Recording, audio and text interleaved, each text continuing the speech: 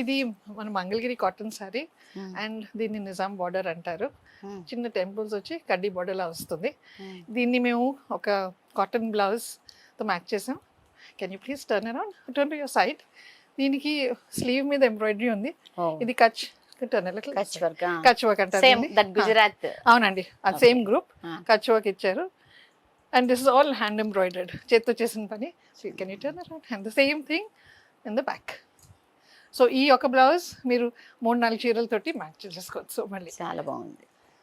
And ఇది jewellery మాకు Orissa tribals చేసి పంపిస్తారు, ఒరిస్సా నుంచి.